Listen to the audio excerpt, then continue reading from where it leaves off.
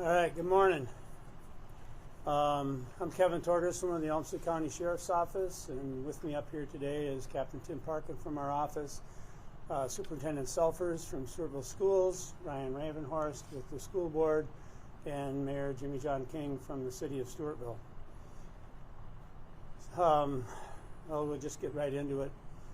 Since the tragic incident on Friday that took place in the parking lot of Stewartville High School, our office has been working tirelessly to understand what exactly occurred. It is important to stress that this is still an ongoing and very active investigation, meaning that we will still not be able to release some information at this time. But we're trying to be as transparent as possible. Additionally, we are continuing to support the Stewartville School District in every way possible. The victim of the shooting is a juvenile male from Stewartville who was a teammate of the Stewartville High School wrestling team. He continues to be hospitalized from this incident. We are not identifying him at this time, but with the permission of his family, we can report that as of Sunday evening, he is still in critical but stable condition. The shooter has been identified as Logan Moyer, M-O-Y-E-R, a 19-year-old male from Stewartville. Moyer was a former student of Stewartville and graduated in 2024. We are confirming that Moyer was not a coach, a volunteer, or a paid staff member of the wrestling program at Stewartville. He was an athlete of the wrestling team while he attended Stewartville schools. An autopsy was performed on Friday afternoon by the Southeast Minnesota by the Southeast Minnesota Medical Examiner's Office. Although we're still awaiting autopsy reports, the results so far are consistent with suicide. Our office would like to thank the Stewartville community, the Stewartville school system, and everyone who has offered their support throughout this community and beyond during this difficult time.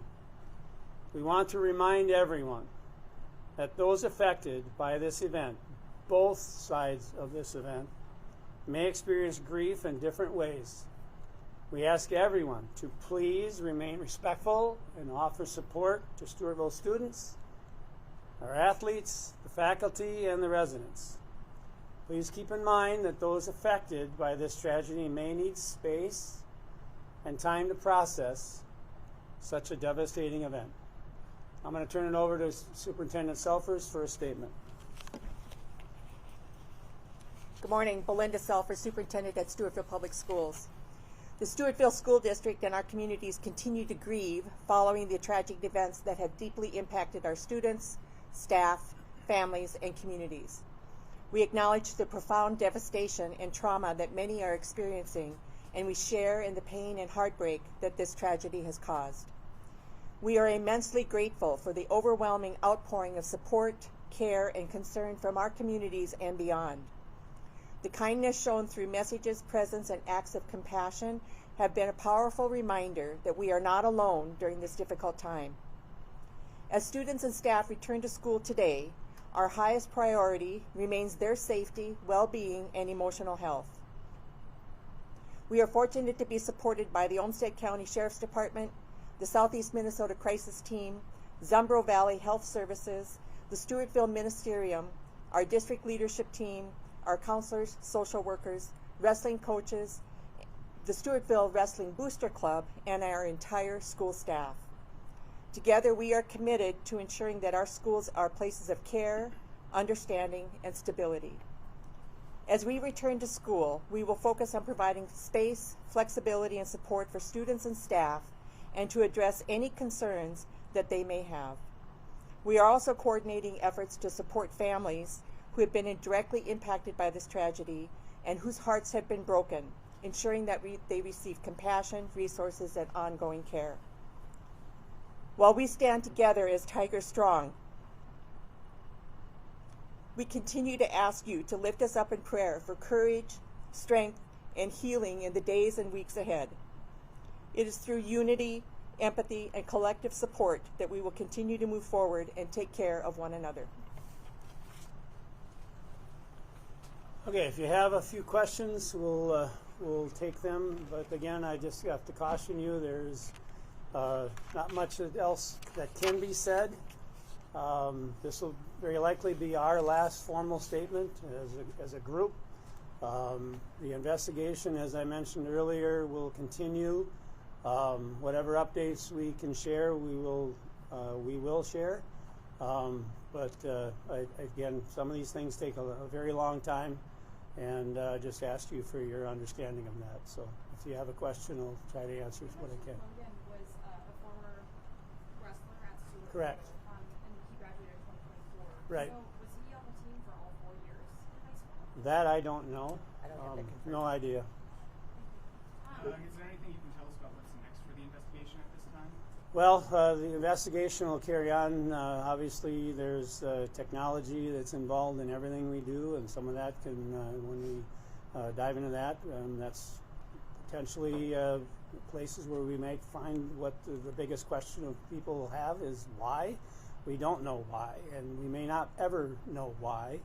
Obviously, one of the participants involved is deceased, so we obviously can't do that interview. So, yeah, technology, and then just sorting through all the video that may be available to us. The school has a very good video system, and then sorting through interviews that were quite extensive, and there was a number of them on Friday and through the weekend. So. That's usually the next steps in any investigation, and all of that, again, as I mentioned, is takes a lot of time to dissect and figure out the best that we can as to what happened and potentially the why. But again, the why, we may not ever be able to release some of that information. Obviously, we are dealing with the juvenile here as the victim here, and we have to respect that as a juvenile. There's some information about that we are not going to release. So, and then on top of that, as I mentioned in my statement and alluded to as well from Superintendent Selfers, we have two families here that are part of our community, and we have to find a way to help and support them. And sometimes putting additional information out there doesn't help at all in what they're dealing with. So we have to honor and respect that too. Are you able to say what the relationship between the juvenile and Mr. Moyer was? I don't know, other than that Mr. Moyer was a participant and was on the wrestling team. Any further connection, I don't have any information at this time. Would they have been on the wrestling team at the same time at any point? That I can't say. I really don't know. Were there any reports of bullying of Logan Moyer? I don't have any information on that at this time. And I know today is the first day back to school for students. Have you spoken to any parents in the community or any students at all? We've communicated with families and shared with them what our plans are for today. There have been parents and students who have reached out, and we've responded to their inquiries for request and support as needed. Can you talk a little bit about the resources that you have available for students today, please? Today we have chaplains from the Olmsted-County Sheriff's Department. The Southeast Minnesota Crisis Team is on site. We have support from Zumbro Valley Mental Health Services, and we also have our own counseling and social work staff that are on site. Several school districts in the area have offered to send their counseling staff to support us, so we are well staffed in the area of providing support for our students and our staff for emotional and mental well-being.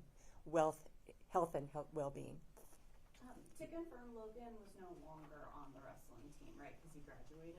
Correct. And he wasn't a volunteer coach? No, he was not a volunteer coach. He was not a paid coach. He had no connection in that way with the team. Just to better understand, how many students attend the middle and high schools? Do you know? Our attendance at the middle school and high school, our enrollment is about 1,100. You Do we mentioned know, that you how the wrestling team will be proceeding with the rest of the season after this incident? This week is still tentative on what their plans are. They will compete for the remainder of the season, but this week is still tentative on what the plans would be. You mentioned using technology and video and going through interviews and whatnot. Is it possible for the sheriff's office to, will you be like looking through social media or doing any like investigation into their like electronic communications or anything like that? We'll look at every aspect that we normally do in any investigation. So it includes all of what you were asking about. At this time, I know that you said the investigation is still ongoing. Do we know why Mr. Moyer was in the parking lot to begin with? No, no idea.